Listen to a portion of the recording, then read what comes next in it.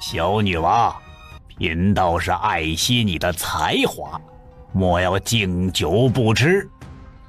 他的话还未说完，瞳孔便猛地收缩成了针尖大小。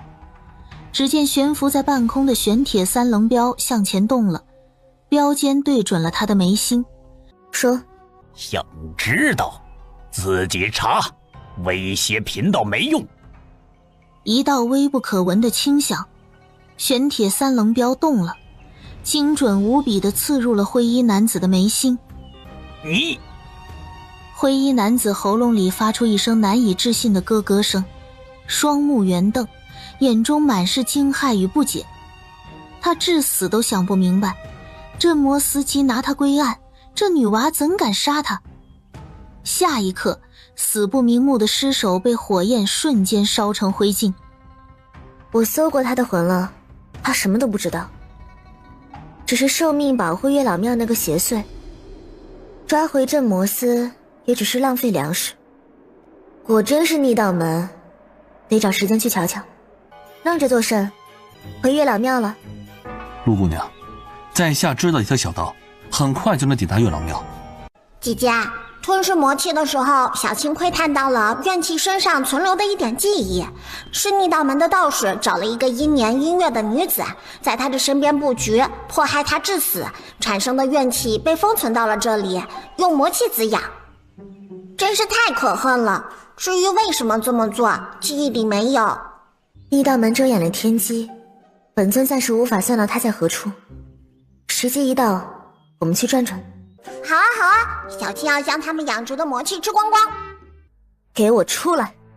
人醒了，没事了，只是最近1个月会倒霉一点，后续的事情你们镇魔司自己处理干净。我先回镇国公府了。是。对了，别忘了今日的酬劳，50两银子，还有月老庙里的钱财，记得派人送到镇国公府。辛辛苦苦赚的，1分都不能少。镇国公府今日的氛围却与往日截然不同。朱红大门紧闭，门前多了2队御林军来回巡逻，每个人神情肃穆，目不斜视，将整座府邸守得固若金汤。陆真真秀眉微蹙，脚步一顿。抄家流放剧情提前了，不应该啊，原来是因为玄光阵邪兆。母亲想了一个由头拔掉这些钉子，挺好。如今国公府是回不去了，他只好转身去镇魔司。姐姐，你是要带小青去吃魔气吗？真好。毕竟1人1两银呢。姑娘，若不是报案，请速速离开。将萧颖给他的令牌拿了出来。您就是陆姑娘，王爷早就交代了，等您来，直接带你去教武场。王爷已经等候多时了。此刻教武场上黑压压的站满了人，场面虽大，却诡异的安静。你说这次王爷密诏是因为何事啊？需要这么多人？我不知道啊，我以为密诏是为了完成一件任务，看这架势不像啊。你们瞧，王爷就在那边，似乎在等什么人。谁不知道王爷上次任务伤了根本都不能解封，这次是哪位大人物来，居然让王爷不顾身体也要前来迎接呀？陆姑娘，你来了。这是哪家的仙子下凡了？这女子是谁呀？何方神圣啊？让王爷如此恭敬。你们看王爷的态度，莫不是王爷的心上人？胡说！王爷何等人物，怎会如此卑微？更何况，谁会让喜欢的女子来镇魔司啊？王爷是不打算要媳妇儿了吗？人都在这儿了。剩下的人还在陆陆续续往京城赶，最多半月都会到的。那就开始吧。这么多人，看来这次能赚点小钱。萧莹怕阳光太晒，让人在教武场临时建了一个营帐，加上去除魔气，每人3两银，如何？要，当然要。王爷召我们来京是何事啊？诸位兄弟，王爷知道我们为大昭国斩妖除魔，深掩魔气，苦楚难当，如今他寻来这位世外高人，就是要为大家彻底根除这魔气之患，而且还能断肢重生。什么？王爷让我们回京是给我们去除魔气？我等何德何能感受王爷如此厚恩呐？王爷千岁，王爷仁德呀！陈大海这个活生生的例子在前，后面的事情便顺理成章。一个接一个的汉子走进营帐，又一个接一个的带着满脸的狂喜与不敢置信走出，有的断指重生，有的残腿复原，更多的是感受着体内那股纠缠多年的阴冷魔气被彻底抽离的轻松与畅快。长出来了，我的手指头长出来了！老子的腿好了，老子又能上阵杀敌了。这股该死的魔气没了，浑身都暖洋洋的。多谢王爷，多谢陆姑娘。哎，流水线作业，枯燥乏味。要不是看在3两银子的份上，本尊才懒得动弹。陆姑娘，今日大恩不言谢。交易而已，银货两讫。陆姑娘，这是今日的酬劳，你点一点。我信你人品。陆姑娘，国公府爆发鼠疫，已经被御林军封锁，任何人不得进出。陆姑娘这几日就住在王府，府中清静，绝无人打扰，如何？其他入京之人，让他们直接来王府，以免陆姑娘两边跑。就是怕我没地方去，还算有点眼力劲儿。这么大张旗鼓，就不怕惹来皇帝猜忌？哼，即便不如此，皇兄依然会猜忌的。本王魔气去除一事还未对外宣扬，本王一个快死的人了，他还不放在心上。他现在的目标是苏家，即便郑国公将80万大军的兵权交还，皇兄依然不会放过苏家。他怕苏国公手里的兵只认人不认兵符。夜色如墨，郑国公府内却是一片死寂。死人了，又死人了！不是说鼠疫吗？怎么死得这么奇怪？我不想待在这儿了，我要回家。然而朱红大门被御林军牢牢看守，整座府邸已然成了一座插翅难飞的牢笼。接下来的几日，死亡的阴影更是挥之不去，每日都有下人离奇死去，死状各异，但都透着一股说不出的诡异。有的七窍流血，有的身体干瘪如枯柴，还有的竟是活生生笑死的，人心惶惶，不可终日。直到第5日，苏南渊死了。苏南渊的死仿佛一个休止符，诡异的死亡事件戛然而止，国公府再也没有人死去。母亲这一手玩得真是干净利落，拔了钉子，清了门户，还落了个好名声。叨扰这么久，我该回去了。陆姑娘，国公府刚解封，并未安稳，不如在王府多住2日。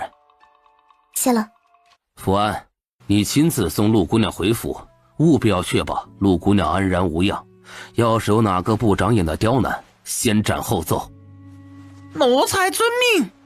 大哥，有劳福安公公了。二公子客气，咱家奉王爷之命，护送陆姑娘回府，既已安全送达，老奴就回去复命了。两人踏入国公府，一股压抑诡异的气氛便扑面而来。看来这几日死的人太多，把这些人吓破了胆。也好，省得聒噪。珍珍姐，你可算回来了。这几天府里闹鼠疫，母亲不许我出门，你也没在府里，太无聊了，都快把我给憋死了。珍珍姐，我听说城南新开了一家首饰铺子，里面的簪子可好看了，日后我们一起去逛逛好不好？陆珍珍看着他满是期盼的亮晶晶的眸子，点点头。嘿，好耶！哼，大姐，我就知道珍珍姐最疼我了，怎么可能会不答应？是，大家都最疼你了。家中如何了？后面母亲是如何打算的？虽然靠真正的玄光阵邪照，处理了府中所有暗桩，可谁知剩下的人会不会被收埋？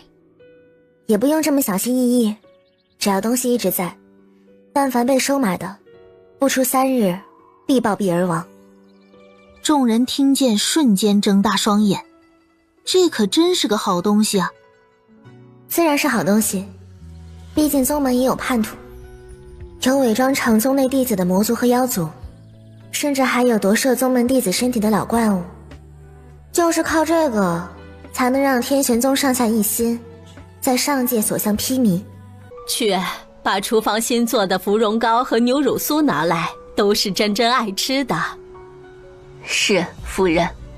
还是便宜娘懂本尊。娘，您偏心，如今您的眼里就只有真真姐了，都看不到我和大姐了。哼！你这个小猴子没大没小的，跟你真真姐争什么宠啊？我不管，我也要吃芙蓉糕。晨儿，你回来的正好，渊儿的后事为娘已经让下人去办了，要办得风风光光的，3日后下葬，让他早日入土为安吧。所以从明日起，我便因为丧子之痛导致神志不清，做出了一些疯癫之事。你们好好的配合娘就行。关于府里发生的这一切，包括我的决定，我已经写了一封密信，800里加急送到边关给你们的父亲了。还未细思，松鹤院外便传来一阵急促而杂乱的脚步声。夫人呐，宫里来人了，说是陛下体恤，一下子派了太医院13位太医前来，说是确诊夫人和小姐们鼠疫治愈了。此言一出，所有人的脸色瞬间沉了下来。好一个体恤，这分明是派人来查探虚实，看看他们苏家是不是真的得了鼠疫，然后又被治好了。罢了，既然是圣人的恩典，便让他们进来吧。老皇帝肯定是觉得蹊跷的，好好的6皇子突然死了，得了鼠疫的苏家人一个都没死，他们定然还要查探老6的尸体，才能决定是不是苏家人搞的鬼。玄光镇邪兆可是杀人于无形，怎会找出丝毫破绽？义子成狂这部戏的观众不就来了吗？这都是老皇帝的人。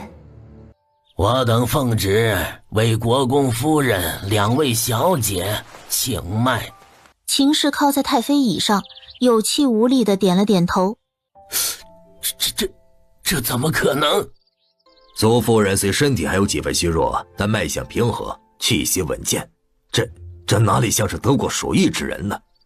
苏3小姐也是身体康健，气血充盈，比常人还要康健几分。奇哉怪哉，简直闻所未闻呐！便宜跌者的高人是有几分本事在身的，这些人查不出，实属正常。若各位大人愿意，本夫人愿将治鼠疫的方法送给各位。这方子定是出自高人之手，这药方绝了呀！国公夫人，不知这位高人在何处啊？在下有几个病案，想与之交流探讨。国公夫人，我等奉旨检验苏2公子的尸首，还请领我们开棺验尸。你说什么？你要验我儿的尸首？云儿死了已经够可怜的了，你们还要验尸？国公夫人息怒啊，此乃圣命，我等亦是奉命行事。因2公子死因蹊跷，陛下……不，皇上不会这么残忍，不会这么对待苏家的。你们敢？谁敢碰一下我的渊儿，我就让他血溅当场！你们这群没心没肺的刽子手，滚！都给我滚出去！滚！哇哦，本尊这便宜娘亲的演技可以啊。不过话说回来，老6的尸体确实有点不太方便见人。府里死于非命的人都是因为玄光镇邪兆所杀死的，不管怎么个死法，死后都会被他抽干了魂魄和精血来滋养自身。如今那棺材里躺着的，怕不是一具风干的腊肉。这要是被发现了，乐子可就大了。苏南辰见气氛到位了，赶紧上前，没有丝毫犹豫，手刀精准地劈在秦氏的后颈之上。二弟死后，家母伤心过度，神志不清。诸位，见笑了。诸位既是奉旨前来，苏某自当配合。各位大人，这边请。厅内白帆飘动，香烛摇曳，透着一股说不出的阴森与诡异。棺材里躺着的确实是苏二公子苏南渊，他面容安详，仿佛只是睡着了一般。唐元一声令下，几个太医上前查看苏南渊的死因，查找了几遍都没发现身上有任何伤痕，就算用银针刺喉、刺胃部，都没有发现中毒的现象。或许只有检查内脏才能确定。苏大人，我们需要剖开苏二公子的腹腔，才能检查清楚。检验二公子死因呢，乃是生命，我等职责所在呀。要恨就恨皇上去，我只是一个渺小又无助的工具人呢。检验吧。一声轻响，仿佛是什么东西被戳破了。只见苏南渊那原本还算饱满的尸身，竟以肉眼可见的速度迅速干瘪了下去。不过眨眼功夫，棺材里的苏二公子就从一具完整的尸体变成了一张薄薄的紧紧贴在骨架上的人皮。凄厉的尖叫声骤然划破了灵堂的死寂。鬼呀，尸变了！这是什么妖法？来人，去镇魔司报案。几位大人，还需要验尸吗？国公府之事，我等定会如实向陛下禀报。今日多有叨扰，告辞。说完，他甚至不敢多看苏南辰一眼，转身就带着那群已经吓傻了的太医快速离开国公府，生怕棺材里的苏家二公子突然从棺材里蹦跶出来，太吓人了。苏南辰回到棺椁前，垂眸看着那张属于六皇子的人皮，眼中没有半分波澜。玄光镇邪罩，真是个好东西。皇宫养心殿，陛下，苏家那3位的鼠疫确已痊愈。真痊愈了，不是伪装。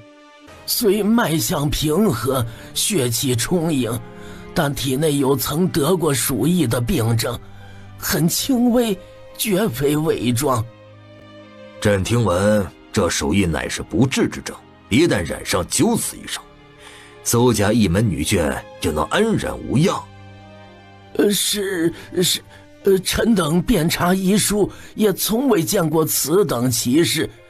但国公夫人将治疗鼠疫的药方给了老臣，老臣查验过，的确是治愈鼠疫的良药啊。此乃治疗鼠疫的药方。苏南渊的尸体验得如何？可是被人所杀？陛下，苏二公子他的死状非人力所为呀！我等开棺验尸，那尸首竟在众目睽睽之下化为了一张人皮。臣等行医一生，闻所未闻，见所未见，此等景象，恐是邪祟诡异在作祟呀！陛下，苏公子已经向镇魔司报案了。哼，诡异吗？真是可惜了。他淡淡的说道，语气里毫不掩饰那股浓浓的失望与杀意。唐元身子一颤，连大气都不敢喘。罢了，既然病好了，再围着就不像话了。传朕旨意，撤了国公府外的御林军。3日后，国公府发丧，偌大的府邸，白帆飘飘，灵堂肃穆，处处透着一股死寂与萧索。管家苏中神色慌张地跑了进来。世子爷、夫人、3位小姐，将军府江老夫人带着江夫人和江少爷、江小姐前来吊唁了。国公夫人，听闻苏二公子被诡异所杀，节哀，节哀。人死不能复生，活着的人还是要往前看。若有什么需要，派人去江府通知一声就好。爷爷。整个灵堂瞬间死寂。苏南辰的眉心狠狠一跳，苏家姐妹两人美眸瞪得溜圆，秦氏更是忘了悲伤，一脸活见鬼的表情。爷爷，元宝好想你啊！去，我珍珍姐貌美如花的大姑娘，哪里像你爷爷了？你眼睛长屁股上了吧？你别乱喊，她是我二姐，不是你爷爷。江老夫人，您看这……无碍，他们喊他们的，我们喊我们的，辈分不会乱。你呀，以后习惯习惯就好。爹，如果说刚才小元宝的一声爷爷是一块投入湖面的石子，那么江夫人这声爹便是一座轰然倒塌的山岳，将灵堂内所有人的理智都砸得粉碎。苏南辰那万年不变的冰山脸上终于出现了一丝裂痕。我去，小的叫爷爷，大的叫爹，这江家人是组团来碰瓷儿的吧？珍珍姐只能是我们苏家人。他就是我爷爷。爷爷，你不喜欢小元宝的吗？喜欢。珍珍姐，好了，我也喜欢你。头疼，真是麻烦。娘说的对，只要一家人好好的，比什么都好。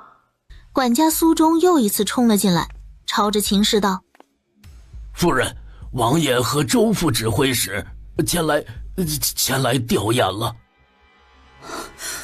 王爷怎么来了？参见王爷。都起来吧。老六死的不亏，瞧瞧，自己的皇叔不是来祭拜他了吗？也算半个认祖归宗。节哀。说完对陆真真颔首，转身带着周清风干脆利落地离开了。来也匆匆，去也匆匆，并肩往前脚刚走，苏中又冲了进来。夫人，宫里来人了，是八皇子殿下身边的福寿公公，携殿下亲笔慰问信前来吊唁二公子。想不到老八的人也来了，似乎上次送了本尊100万两银后就没露过脸了，也不知这位皇子到底是个什么心思。咱家给国公夫人、世子爷请安了，两位节哀。二公子不幸薨逝，我家殿下听闻后悲痛万分，食不下咽，特命咱家前来送上亲笔慰问信，以表哀思。有劳八殿下挂怀。陆姑娘，您别误会，我家殿下说姑娘家的见着这些白事总会心绪不宁，特意备了些小玩意儿给姑娘压惊，全当是见面礼了。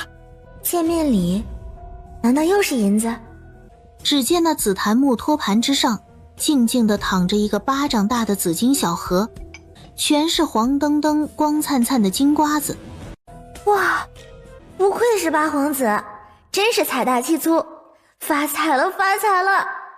以后团团可以一边干架一边吃金瓜子。大哥，这八皇子是何用意？他该不会是对珍珍有什么不轨之心吧？苏南辰没有回答妹妹，他的目光深沉如海。这是殿下的心意，苏大人不必那么紧张。上完香，福寿公公将拂尘一甩，离开了国公府。国公夫人，人死不能复生，你为了剩下的孩子还需振作起来，我们就不多叨扰了。师叔祖，师尊昨夜入我梦了。陆真真一怔，玄清和剩下的弟子被守护大阵保护并封印在虚空禁地之中，按道理是不能与外界连接的，除非小元宝身上有什么可以联系的秘宝。下界时，师尊让弟子吃了传音虫，不过弟子觉得昨夜之后传声虫就死了。玄清说了什么？师尊说下界通往中界上界的飞升通道已尽数被损毁和封印了。损毁和封印了？靠，哪个王八蛋干的？断人飞升路，这是要遭天谴的。这消息定然很快会传到下界，下界的宗门恐怕要乱了。逆道门行事诡异，恐怕早就知道上界那群王八羔子的计划，甚至有可能是上界之人示意他们这么做的。等等，如今想来，从师兄被杀到暗杀本尊，天玄宗覆灭，恐怕这是上界那群道貌岸然的几个大宗门针对天玄宗的阴谋，只是想要瓜分天玄宗的海量资源，断了下界之人的飞升路，是想将本尊困在下界，找机会弄死本尊。哼，怕不是想屁吃呢？都以为团团是吃天地异宝才如此强悍，却不知道他是吃金银的。以为下界没有灵气，本尊无法修炼，却不知下界银白之物最多。师尊还说，若想重开通道，需借护宗大阵之力，而开启护宗大阵，则需要海量的弟子献祭灵力，所以师叔祖要回上界救师尊，恐怕得先在下界建立自己的宗门。说完便转身跑回了江夫人身边，乖巧地牵着母亲的手离开了。建宗门？开什么玩笑？建宗门又得花多少钱？招多少人？小妹，想不想跟珍姐一起去上界玩啊？可好玩了。苏宁熙瞬间明白陆真真的意思，这就开始招收弟子了，只要跟真真姐在一块儿，让她干啥都行。她点点头。陆真真见苏宁熙同意了，拉着她就出了灵堂，得找个地方给她测试下天赋才行。若是带不动的菜鸡，那可怎么办？瞬间灵堂内只剩下秦氏和苏南辰、苏宁烟三人。辰儿，瞧你这个样子，八皇子的信里都写了些什么？大哥，你快说呀！八皇子在信上说，他让我们不要过于伤心，并告知我，躺在里面的苏南渊不是苏家真正的二公子，后院的李二狗才是。还真是一封安慰信呢。这件事一直都是那位主导的，八皇子知道也不奇怪。母亲，您想的太简单了。那位心思缜密，若要骗过我们，自然也要骗过其他人。当年的事，恐怕只有那位和他心腹安公公知晓，其他人都被灭了口。八皇子将这件事说出来，是什么目的？八皇子信里还说他会帮我们，让二弟平安顺利的认祖归宗。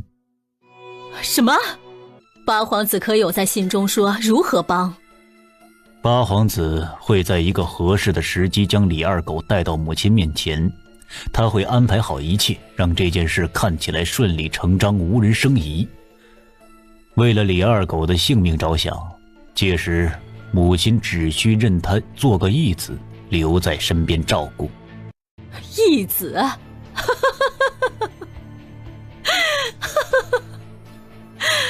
好一个义子啊！大哥，八皇子为何要这般大费周章？他图什么？这对他有何好处？对呀，八皇子图什么？苏家可是个烫手的山芋，清醒一点的人都不会来沾边。这个问题如同一座大山，重重地压在每个人的心头。一个皇子费尽心机的去帮一个皇上视为眼中钉的国公府，这背后隐藏的图谋恐怕比直接的威胁还要可怕100倍。若我没猜错的话，八皇子有所求。皇城深宫养心殿内，说：回禀陛下，郑国公府之事已查明，苏二公子苏南渊确系暴病而亡，身上无外伤，亦无中毒迹象。太医院那群废物怎么说？其尸身经太医院院判唐渊为首10多位太医验看，以银刀刺之，竟在众目睽睽之下化为一具干尸，精血全无。府中上下亦有数人死于非命，死相虽与二公子不同，但尸首却与二公子相同，皆是精血被吸干的模样。郑摩司已介入，初步判断为诡异所为。诡异吗？令国公夫人秦氏与2位小姐确染上鼠疫，是国公府里的府医梁大夫研制出的药方。属下调查过姓梁的府医，他的父亲曾是先帝还在时太医院的太医，只因得罪了人，被人打断了双腿，丢出了宫，没过多久就去世了。怕被人报复，一家人躲去了边关，机缘巧合之下，大哥在苏国公麾下当了军医，这位是梁家的小儿子，则留在了国公府。朕记得今日是发丧日吧？都有谁去了？与国公夫人有些私交的夫人去了，但也只是寒暄了2句，没敢多留。这群朝臣还算识相，知道谁才是他们的主子。除此之外，还有3拨人去了。第一波是将军府姜老夫人带着姜夫人和孙儿去的，第2波是并监王和周副指挥使。这2人竟都对一个没落的国公府如此上心。还有一波呢？第3波是八皇子，更是派了福寿公公写亲笔信与赏赐入府，但其信件被苏家世子苏南辰当众焚毁。哼，好一个老八呀！来人，传朕旨意，宣老八，让他立刻马上滚来见朕。小妹，这是测灵石，只要将你的手放上去就可以了。当苏宁熙柔嫩的掌心握住测灵石的瞬间，一道低吟的嗡鸣声在房间里响起，随之房间里出现极强的狂风，将他屋子里的东西都席卷在地上。我靠，小妹这天赋不错呀，居然是变异的风灵根，祖师爷显灵了，居然随便抓下的都是如此好的天赋。离开起护宗大阵回上界复仇的日子不远了，赶紧松开。珍珍姐，刚才的风是我弄出来的？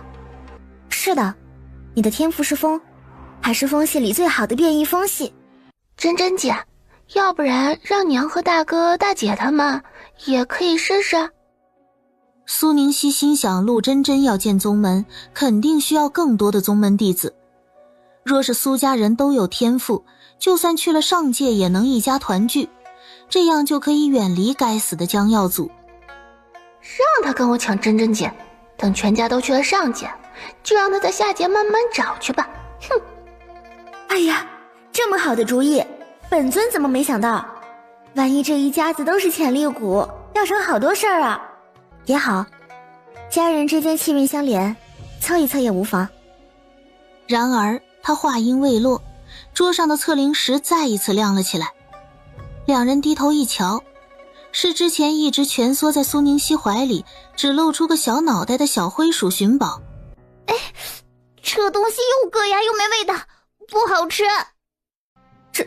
这是一只普通的老鼠吃了本尊丹药，居然能进化成金纹白鼠。金纹白鼠有趋吉避凶、引财聚宝的能力，它是炼丹的一味稀有药材，因上界肆虐捕杀，本尊已经很多年没有见到过了。真真姐，你看玄宝，她现在好漂亮啊，像雪团子一样。漂亮是漂亮，可得好好看好了，别哪天被人捉去炖汤。走，真真姐，我们去找娘亲他们。养心殿内，放肆，太放肆了！瞧瞧这姿态，定是与国公府密谋了什么，否则一个没有母族撑腰的废皇子，哪里来的底气与我叫板？孽子，孽子，谁准你去镇国公府的？你眼中还有没有朕这个父皇？父皇这话问得好生奇怪。第一，儿臣并未亲去；第二，听闻苏二公子骤然离世，苏家上下悲痛。作为皇子去安抚朝臣，让苏家感激皇室，继续保我大昭国，难道不对？再说了，若儿臣眼中无父皇，又怎会看到父皇连眼神都懒得给儿臣一个？也不知是哪位太医胡言乱语，竟敢说父皇龙体欠安，所以儿臣才会自作主张去安抚苏家。瞧着今日父皇有这么大的力气丢砚台，身体应是极好的。若不是太医乱造谣，儿臣也不会僭越，父皇也不会误会儿臣。所以父皇就应该将造谣的太医拖出去砍了才是，不要让那些心怀鬼胎之人离间我们父子之情。你再说父皇都派御林军将国公府围得水泄不通，儿臣这不是怕父皇把苏家逼急了，苏家造反了怎么办啊？苏家可是手握80万军马，儿臣当然要想办法安抚安抚啊。你给苏南辰的信里写了什么内容？就是普普通通的慰问信啊。父皇如此问儿臣，您是在怕什么？怕苏家，还是怕儿臣？你放肆！来人！景泰帝一声怒喝，殿外的侍卫立刻涌了进来。给朕把这个逆子押入宗人府，严加看管。没有朕的旨意，任何人不得探视。这个逆子竟敢说我怕了！大哥、大姐、娘，看我发现了什么好玩的东西啊！苏南辰目光触及到那块平平无奇的石头时，眉心却猛地一跳，心中竟莫名生出一股强烈的悸动。他鬼使神差地伸出手，从丝帕上捻起了那枚测灵石，骤然间爆发出比正午骄阳还要璀璨的华光，猛地从小黑石爆发开来。整个厅堂都被这炫目的白光笼罩，空气中甚至响起了一声清越的剑鸣，仿佛有无形的剑气在纵横激荡。我靠，天生剑骨，还是最霸道、最纯粹的纯阳剑体。乖乖，这苏家到底是什么风水宝地？一个变异风灵根，一个天生剑骨，这要是都收进天玄宗，贤亲做梦都能笑醒。光芒来得快，去得也快，不过眨眼之间，一切又恢复了平静。这是怎么回事？天生剑骨，是在说他？大哥都能发光，我也试试。这一次，房间里没有一丝光亮，取而代之的是一股阴冷到骨子里的森然寒气，毫无征兆地弥漫开来。我的个乖乖，这是极阴之体，还是容易怨气侵染的太阴灵根。还好宁远侯的阴谋没得逞，若是让苏宁烟含冤而死，只要给他时间修炼长掌，整个大昭国都得陪葬。我刚才怎么了？大姐，你没事吧？这到底是什么邪物？真真心里想的极阴之体和太阴灵根又是什么？这石头是测灵石，是真真姐给我的，可以测试我们是否可以修炼，天赋是什么。寻宝也是啃了他一口，就变成金丸白薯了，听闻是一种极其稀有的灵薯。娘，大哥大姐都试过了，你也来试试吧。秦氏轻轻握住了测灵石，一吸，两吸，三吸，时间缓缓流逝，测灵石静静地躺在秦氏的掌心，没有任何变化。怎么会这样？傻孩子，我都这把年纪了，又是凡胎俗骨，哪来的什么仙缘？你们兄妹3人都身负异禀，已是上天对我们苏家最大的垂怜了。夜深了，灵堂内一片死寂。如今已经入夏了，今儿晚上怎么会这么冷？不会那鬼玩意儿还在府里吧？你别瞎说了，镇魔司的人已经将府中的诡异给灭了。这里是灵堂重地，阴气本来就重。王哥，你说这二公子死的也太邪乎了。我可听说了，那天太医们过来，大公子把尸体剖开，里面都干了，跟放了几10年的腊肉似的，只剩下一层皮。住口！还嫌府中不够乱是吧？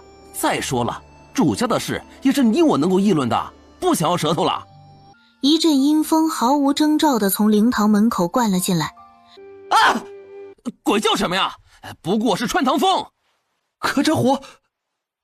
李三指着火盆里的火焰，正想要解释，那幽绿色的火焰只燃烧了一瞬，便又恢复了正常的橘黄色。一阵细微的像是砂纸摩擦木头的声音悠悠地响起。声音的来源，2个下人僵硬的一寸一寸地转动脖颈，目光惊恐地投向了那口黑漆漆的棺材。棺材盖竟然自己动了一下。鬼啊！李三连滚带爬地朝门外冲去，裤裆一片湿热，竟是直接吓尿了。那令人牙酸的声音还在继续，棺材盖被一股无形的力量缓缓地一点一点地推开，紧接着棺材里那个被太医剖开只剩下一张人皮的苏南渊缓缓地坐了起来。之前干瘪的皮囊仿佛被什么东西注入了气，以肉眼可见的速度鼓了起来，皮肉不再凹陷，四肢不再干枯。不过短短几个呼吸间，那具诡异的尸体就恢复了苏南渊的模样。灵堂有异动的同时，在房间里盘膝打坐修炼的陆真真猛地睁开了好看的杏眸。这股邪气浓郁的都快赶上榴莲味儿的屁了，大半夜的还让不让人睡觉了？看来老皇帝真想苏家人死啊，居然让逆道门出手。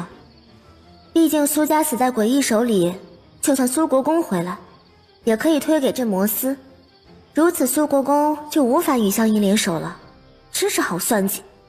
等他到时，那具披着苏南渊的人皮的诡异站在苏宁烟的院中，正掐住春桃的脖子。孽障，找死！诡异见打不过陆真真，转身朝着苏宁烟的房门撞去。雷来！一道小拇指粗细的紫金色雷光从天降落，直接劈在人皮诡异天灵盖。他整个身体像是被点燃的废纸，瞬间燃烧起黑色的火焰，最后化作了一地飞灰。真真，你怎么来了？来了为何不进屋？这是什么味道？为何如此之臭？申桃，你怎么哭了？再哭就不漂亮了。若是身体不适，就好好休息2天。陆真真看了主仆2人一眼，走到灰烬前。这符文从未见过，想来也不是什么好东西。找到你了。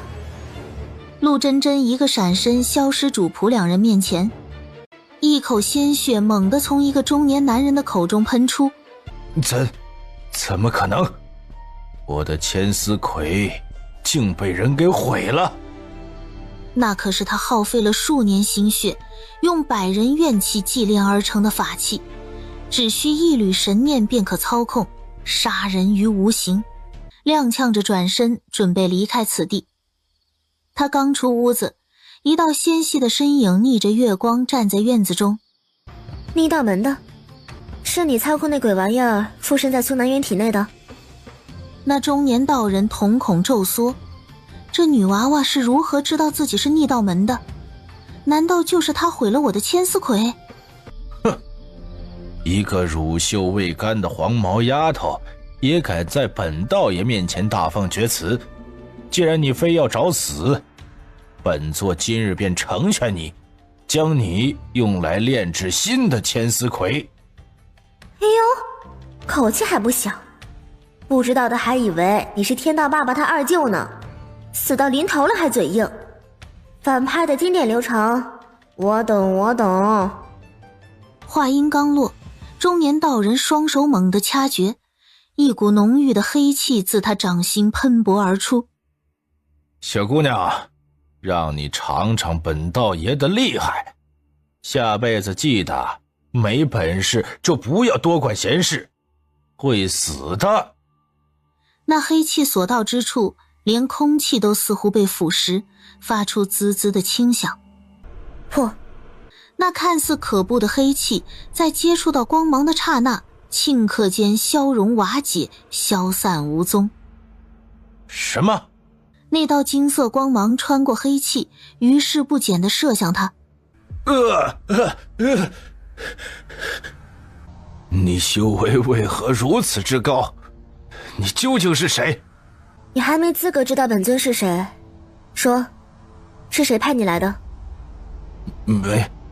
没有谁派我来，这次遇到硬茬子了。看来你是不见棺材不落泪，只要本尊把你的骨头一寸寸敲碎，看你的嘴还会不会这么硬。中年道人只觉眼前一花，一股无法抗拒的巨力便狠狠地踹在了他肚子上，整个人摔得四仰八叉。他还来不及反应，耳边传来骨骼碎裂的脆响。我的腿！然而这仅仅只是开始。陆真真毫不留情地踩在了他的另一条完好的腿上，直接将其踩断，接着脚又踩上他右手臂，缓缓用力。我说，前辈饶命，别再踩了。早这么合作，不就少受点罪吗？说吧，谁让你来国公府的？为何要找上苏宁烟？中年道人哪里还愿意守逆道门的门规，直接将自己知道的一切通通告诉了陆真真。是门主的命令，是他让我灭了国公府。今日踩点时，发现国公府中有股强大的怨气，我觉得是极好炼制千丝葵的好材料，所以就想着灭苏家之前将人掳走。你们门主为何要灭苏家？是老皇帝下的命？哎呀，你都知道了还问什么？这玩意儿你炼制了几个？3个。还有一个呢？你用在哪里了？在宗人府大牢。宗人府也是门主吩咐的，听门主的口吻，似乎也是景泰帝的意思。那里关押了谁？皇帝居然想用这么迂回的方式要那人的命，杀谁？八皇子萧恒。萧恒是那个给他送100万两银子和金瓜子的大冤种。陆真真冰冷的眸子里第一次浮现出真正的震惊。他一直以为又是皇室的阴谋，没想到景泰帝竟要用如此阴毒下作的手段谋害自己的亲生骨肉。我去，亲爹杀儿子就为了所谓的皇位？上界之人家族内部再怎么争权夺利，也知道虎毒不食子，最多也就是软禁或打残或废了修为，真不至于杀人。难道八皇子不是老皇帝的亲儿子？那这个瓜有点大呀。前辈，我已经都告诉你了，能放我走了吗？闭嘴，跟我去宗人府。既然八皇子跟狗皇帝不是一条心，救一救还是可以的。这样人傻钱多的大冤种若是死了，多可惜呀。什么？那可是宗人府天牢，守卫森严，我……陆真真懒得与他多言，足尖一点，身形化作一道流光，裹挟着道人凄厉的惨叫声，瞬间消失在破败的小院之中。宗人府天牢，福寿公公正提着一盏小灯笼，在天牢门口与守卫的官差低声哀求：行个方便吧，就让老奴进去看一眼殿下。八殿下身子孱弱，这天劳阴冷，夜里若是没件厚实的衣裳，如何受得住啊？还有这点心，殿下身子经不住饿的。一点小意思，不成敬意，只求官爷通融片刻，老奴送完东西就走，绝不多留。福寿公公啊，不是咱们不给您面子，是皇上的口谕，任何人不得探视。您这样做只会害了殿下，害了我们兄弟，您还是请回吧。既然是陛下的口谕，奴才不进去了。劳烦你将这些东西帮老奴带给殿下，可以吗？皇上只是说不能探视，并未说不能送东西，你说呢？您就放心回去吧，这段时日啊，我会让兄弟们照顾好殿下的。福寿公公听闻这话，只好转身离开。天牢的空气中弥漫着难闻腐烂的恶臭味。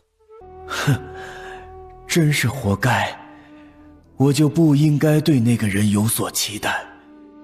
他正思忖着，一阵细微的窸窸窣窣声从四面八方传来，无数只老鼠从墙缝、地洞、排水沟里钻了出来。它们体型比寻常老鼠要大上一圈，毛色油亮，眼中闪烁着凶残的赤红色。不过瞬间，萧恒的手臂等处被咬得皮开肉绽。老子每次醒来，你都把自己搞得半死不活的。萧炎，你可是大昭国的八皇子啊，就这点出息？一道慵懒而戏谑的男声突兀地在萧恒脑子里响起。这声音萧恒再熟悉不过，那是盘踞在他识海深处，与他共生了10数年的另一个强大的灵魂。这些年若不是他时不时出手护着他，以他孱弱的身体和其他皇子的算计，他都不知死了多少回了，坟头草都快有成人腰部的位置了吧。你求我呀，只要你求我，老子就能帮你捏死这帮小老鼠。求你。哼，真是没苦硬吃，早点喊老子出来，就不会被这些恶心的玩意儿咬了啊！神体借老子一用。下一瞬，萧恒猛地睁开双眼。哼，一群污秽的东西，也敢在老子面前放肆。许久，他停止了杀戮，闲庭信步地立于尸山血海之中。萧恒这破身体真是越来越弱了。与此同时，瞧你这样，宗人府大牢里的木偶也被毁了。是不是就不用去宗人府大牢了？你那鬼玩意儿虽然是个垃圾，但在下界能够破的人极少。本尊更想去瞧瞧，是什么人有这样的本事。哼，说不定还能拐进天玄宗当弟子呢。很快，陆真真悄无声息地带着中年道人摸进了宗人府大牢内。哎，姐姐，小青怎么感觉到了大黄的气息啊？我去，不是感觉，就是啊！主人，我终于找到你了！我从上界来找你，结果遇到时空混乱，竟比你提早来下界10多年啊！你都不知道我是怎么过的呀！身体被卷入时空漩涡里，神魂只能附在萧恒的身上，也出不来了。没有自由不说，他还不让我找其他的小母狗。主人，大黄这些年过得可苦了。陆真真无语。大黄虽说是他的灵兽犬，但现在他的外表是一位成熟男性，还是一个病弱美人，抱着他大腿哭，没眼看啊。主人，他称呼这个少女为主人。他招惹的究竟是怎样的存在啊？完了，他这次死定了。别说逆道门了，就这2位都不会放过他。中年道人两眼一翻，脑袋一歪，竟是直挺挺地昏死过去。哟，这心理素质不行啊，就这么点刺激就吓晕了？闭嘴，哭唧唧的蠢样，哪里还像本尊的灵兽？还有小母狗，你现在是人，找什么小母狗？给本尊憋着，主人，大黄能清醒的时间不多，萧恒那小子的神魂很快就要醒过来了。大黄与他签订了契约，只要他死了，我就能占据他的身体，到时候我一定来找主人。难怪八皇子会抽风似的给我送银子，感情是大黄送的。大黄，听着，天玄宗没了。是他们？是，本尊被暗算，坠落到下界也是他们的阴谋。如今本尊实力已经恢复，团团也醒了。他们为了防止本尊回上界，已经毁了下界飞升的通道。若是想回去，必须剑宗重新打开护宗大阵，将玄清等人从禁地放出来，建立上界和下界的宗门通道，才能回上界。所以现在最重要的是建立宗门。除此之外，本尊与苏家有因果，重返上界之前，务必保他们平安。陆真真将最近发生的事情大致跟大黄说了一遍。大黄点点头，他知道与人产生因果，需要帮对方来斩断因果。主人，我知道自己该怎么做了。其实建宗门有捷径，下界不是有3宗一门吗？灭了之后，将他们的地盘、资源、弟子尽数收入天玄宗囊中。好主意，以后还是别想了。哎，难道不好吗？大黄哥哥，能听到我说话吗？小青也来了。大黄哥哥好。那些宗门的弟子大都心术不正，狼子野心，若是将他们强行收编，日后必成大患。大黄，这个办法极好，但3宗一门不合适。本尊倒是想到一个好地方，大昭国的镇魔司是个不错的选择。商议已定，大黄身上的气息开始变得紊乱起来。主人，我快撑不住了，萧恒那小子要醒了。出了宗人府大牢，陆真真睨了一眼手里拎着的晕死的中年道人，转换了方向，朝着皇宫方向而去。养心殿内，陛下该起了。安公公刚蹲下身，殿外传来一声几乎要刺破人的耳膜的凄厉尖叫声。死人了！陛下稍等，老奴去瞧瞧发生了何事。放肆！何人在殿外喧哗，惊扰身价？安总管，死人了！离养心殿不远的走廊上，赫然吊着一个人。安公公瞧见这一幕，心头猛然一跳。这不是长明道长？他急忙转身回去禀报，谁知他一转头就看见景泰帝站在他身后，一双龙目死死地盯着悬挂在走廊上的长明道长的尸首，瞳孔骤然收缩，周身的空气仿佛瞬间凝结成冰。长明道长可是他让逆道门门主请来，专门对付苏家和老八的道门高手。既然国公府喜欢用诡异来躲避他的算计，那么他也可以使用诡异的手段对付他们。可是现在派去的道门高手死了，岂有此理！安英，给朕查，昨夜是何人潜入皇宫的？另查镇国公府和宗人府，朕要知道昨夜发生了什么。遵命。一炷香后，暗英的身影再次如鬼魅般出现在景泰帝面前。启禀殿下，镇国公府一切如常，一夜平安，并无任何的异动。什么？一夜无事？长明道长道法高深，他都死于非命，苏家那群凡夫贱人居然会平安无事？这不可能啊！宗人府呢？回陛下，昨夜子时，宗人府天牢突发鼠患，数以千计的赤焰瘟鼠涌入丙字号牢房，牢中关着的正是八皇子。宗人府是干什么吃的？怎么会有鼠巢？老八怎么样了？他没事吧？谁也没看见他的嘴角悄然勾起一抹残忍的冷笑。鼠巢？长明道长的手段果然狠辣，看来老八那个病秧子已经被啃得连骨头都不剩了。陛下，八皇子只是被老鼠给咬伤了，太医已经诊治过了，身体无碍，也未患上鼠疫。为了杜绝麻烦，唐院判给八殿下服用了国公夫人献上的治疗鼠疫的方子。这病秧子的命怎么会这么硬啊？那些瘟鼠呢？若是让他们在京城四处逃窜，恐怕又是一场灾祸。殿下无需担心，那些瘟鼠不知为何突然爆裂而亡，宗人府现在还在清理老鼠的尸体。爆裂而亡？数千只一鼠就这么自己炸了？景泰帝的脑海里疯狂地回想着暗英的话，每一个字都像一记重锤，砸得他头晕眼花。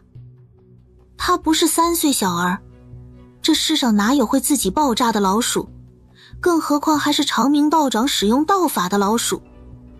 如此诡异之事，定然与长明道长的死脱不了干系。长明道长的尸首检验好了没有？死因是什么？启禀皇上，在道长身上并未发现外伤，因道长是逆门道的人，奴才也不敢自作主张剖尸检验。景泰帝点点头，既然他没有办法，或许逆道门的门主有办法查明死因。他吩咐安公公将长明道长的尸首送入他的寝宫。你们都退下。是。陛下有何急事，如此急召本道前来？本道时间宝贵，可不是专门帮你处理俗事的。门主，还是你自己看吧。如何？门主可知道是谁杀了长明道长？他不是被人杀死的。什么意思？是有人破了他的道法，反噬而死的。反噬？出手之人的修为在长明之上，反噬比以往凶猛。如此一连3次反噬的伤势，足够摧毁了他体内的经脉。会是谁呢？这京城之中，除了你们逆道门，还有何人有这等手段？难道是另外3宗？按照陛下提供的线索来看，我们都小瞧了苏家。苏家隐藏着一位道法玄通的绝顶高手，此人的修为远在长明之上，或许……一切都说得通了，那就是只有苏家养了一位道法高手。江家和他的好皇帝为何会在这个风口浪尖去国公府？老六为何会莫名其妙的死？老七好端端在屋里，却被雷活活的劈成疯傻。如此一来，他想要苏家人的命恐怕就难了。门主要如何对付此人，可有把握？陛下只需静候佳音。此人不除，终会成为我们逆门道最大的威胁。至于把握，区区一个藏头露尾之辈，本门主还未放在眼里。待本道布下九幽锁魂阵，任他有通天彻地之能，也难逃一死。逆道门门主说完，他带着长明道长的尸体，身形逐渐变得虚无，幻化成黑烟，消失得无影无踪。今日萧炎必须死。来人，老八何在？回陛下，八皇子人在宗人府天牢。传他来见朕。是。不一会儿，儿臣参见父皇，万岁万岁万万岁。安福海留下，其他人都滚。安福海。景泰帝缓缓开口，叫了安公公的全名，顺势给了他一把削铁如泥的玄铁匕首。安公公身为景泰帝的心腹，不需要对方下达命令就知晓其意思。萧恒是低头跪着的，不知道自己的父皇要杀自己。他以为自己能从宗人府出来，是父皇对他还有那么一点怜悯之心。直到安公公高高举起匕首，狠狠地朝着他的后心口刺下，一股刺骨的剧痛才让他猛地明白，他的父皇视他为灾星，一直都想杀他，否则这些年他也不会冷眼看着其他皇兄对他一次次下毒手。要不是体内强大的神秘灵魂，不知死了多少回了。他清醒了，他就不应该奢求父爱。这次我不阻止你了。萧恒缓缓闭上眼。我操，萧炎，你就是个废物，怎么又要被人给弄死了？安公公害怕对方不死，将匕首拔出来，再一次刺进八皇子的体内。找死！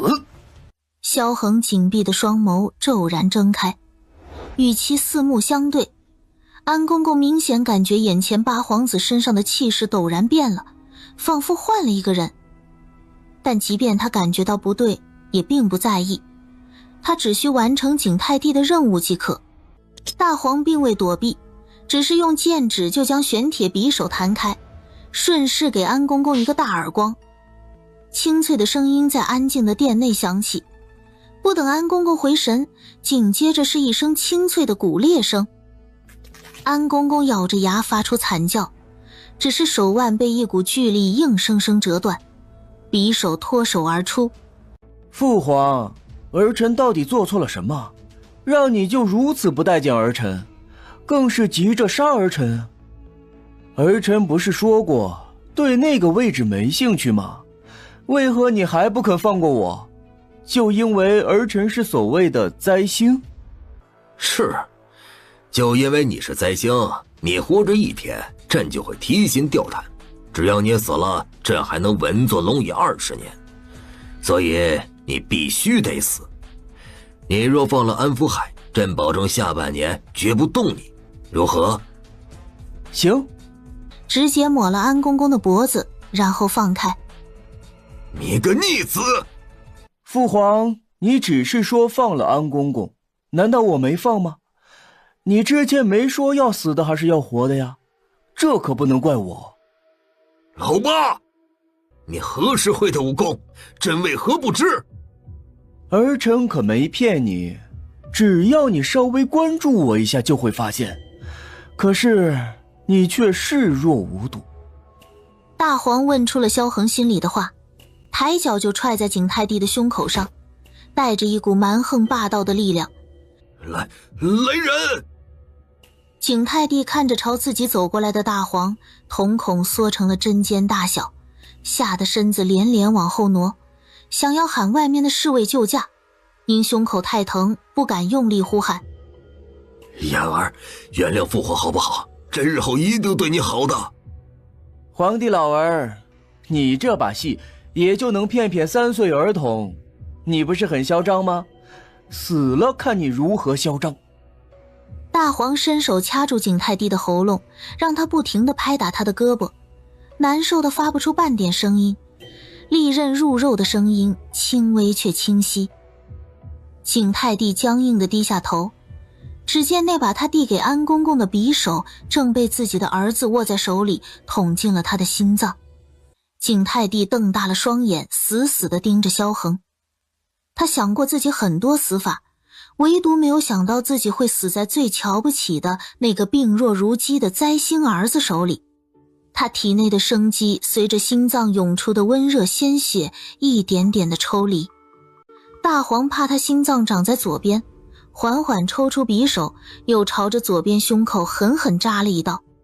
他看着景泰帝死不瞑目的模样，嘴角勾起一抹极尽嘲讽的冷笑。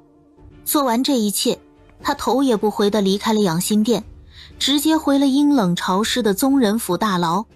大黄前脚刚走，一道黑烟再一次出现在殿内，正是离开又折返回来的逆道门门主。该死！九幽，锁魂！精准地将那缕即将消散的魂魄网住，并强行将其按回景泰帝的尸身之内。那本已冰冷的龙体眼皮剧烈地颤动着，重新睁开。陛下，如今龙体已毁，你打算如何？计划提前。陛下可有选好的皮囊？本门主只能将你魂魄封印在体内10日，10日后你若找不到合适的皮套，就会魂飞魄散。自然，朕早就选定好了人选。老二萧齐，他出身不低，武族很强，但没什么脑子，身体正处于血气方刚的年纪，最适合承载朕的龙魂。待朕夺舍，定要让萧恒死无葬身之地。夜幕低垂，苏府别院内灯火通明。娘，宫里出事了。何事啊？是苏南渊的事。难道狗皇帝要将苏南渊的死安在我们身上？不，是皇上。昨夜有刺客潜入养心殿，皇帝遇刺，安公公身死。按道理，高公公都已经死了，以狗皇帝的武功，不可能活下来才对啊。陆真真冷不丁冒出一句话，让苏家人醍醐灌顶。对呀，能在皇宫自由进出，还杀了安公公的人，暗杀皇帝的人怎可能会失手？这件事有蹊跷。除此之外，还册立二皇子萧启为太子，监国理政。3日后，新皇登基。什么？3日？这未免也太快了些。8位皇子中，二皇子萧启的母族势力最为雄厚，他被推上储君之位，倒在情理之中。可这3日之期太过于仓促，仓促的像是在掩盖什么天大的秘密。能够无声无息刺杀皇帝的，又让安公公降低防备的，看来看去也就1人了。不管如何，大皇既然要杀皇帝，他就不会失手。为何老皇帝没死透呢？卦象上来看，皇帝生机断了却又没死，好生奇怪。难道这事儿跟急着让儿子上位有关？只是本尊看不明白，一生都在算计的景泰帝，为什么偏偏选择没什么脑子的老二萧启？这事儿越想越觉得不对，越想越诡异。这背后定然藏着比弑君篡位更可怕的阴谋。娘，大哥大姐小妹，有些困倦，先回屋了。这事儿得去宫里瞧瞧，本尊才放心。此时，皇城巍峨的宫墙下，一道纤细的黑影如鬼魅般一闪而过。一对提着宫灯的内侍簇拥着一个身着蟒袍、面带几分得意与倨傲的年轻男子，正朝着养心殿方向行去。大半夜的进宫，难道老皇帝断气了？养心殿内，父皇，儿臣来看您了。您放心，儿臣一定会继承您的意志，将大赵治理的国泰民安。启儿，你再走近些，让父皇好好看看你。本该油尽灯枯的景泰帝看见萧启靠近，枯瘦如柴的手如鹰爪般扼住了对方的脖子，眼中猛地爆射出骇人的金光。父皇。狗皇帝没有气息，看来大皇的确得手了，只是老皇帝用了禁术，将自己的魂魄封印在体内，让他暂时活着。瞧着眼前形势走向，老皇帝该不会想夺儿子身体吧？陆真真心中的怀疑很快得到了证实，屋内忽地多了一道黑烟，最后化作一个高大的人影。那人身穿漆黑的斗篷之中，脸上戴一张狰狞可怖的青铜鬼面。这个人是谁？陛下，时辰已到，直接开始吧。门主，朕已经迫不及待想拥有这副全新的身体了。门主？这人是逆道门的门主？陆真真见鬼面人点了点头，双手开始掐动诡异的法诀，一道道漆黑如墨的符文从他指尖溢出，在空中盘旋飞舞，散发出令人心悸的邪恶气息。他看见景泰帝的魂魄随着漆黑符文的牵引，从天灵盖中缓缓被抽离出来，渐渐凝实，显露出一个完整的人形轮廓，正缓慢地朝着昏迷不醒的二皇子萧启身体移动。他瞬间明白，为这场看似仓促的册封与登基，不过景泰帝继续掌控朝堂的手段而已。果然，逆道门不是什么好东西，竟帮景泰帝夺亲子之身。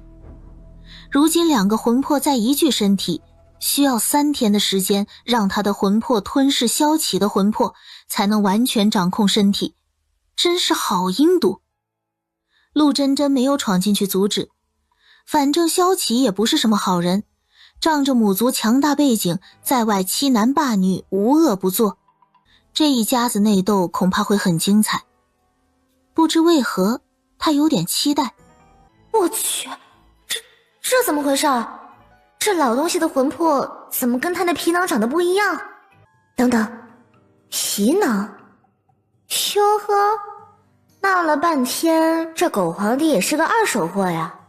感情这几个皇子没一个是他亲生的种，难怪他对自己的亲儿子下手这么狠，说夺舍就夺舍，没有半分犹豫。原来根本就不是亲生的爹，不知从哪里来的老鬼，鸠占鹊巢了几10年，不足了皇帝瘾，临了还要再换个年轻力壮的壳子继续快活，真是打的一手好算盘。